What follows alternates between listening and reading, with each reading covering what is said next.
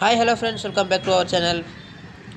ఇక్కడ చూడండి, మామూలుగానే ట్రాఫిక్ హెవీగా ఉంటుంది బెంగళూరులో. ఇక్కడ ఏమంటే ఫ్లైఓవర్ ఒకటి కొత్తగా కట్టారు, కొత్తగా ఓపెన్ చేయబోతున్నారు. సో అందువల్ల ఈ ఫుల్గా జనము ప్లస్ పోలీసులు అందరూ ఆఫీసర్స్ కూడా వచ్చి ఉన్నారు. సో ఓపెన్ చేయడానికి మన సీఎం అయితే వస్తున్నారనేసి అందరూ ఎదురు చూస్తున్నారు.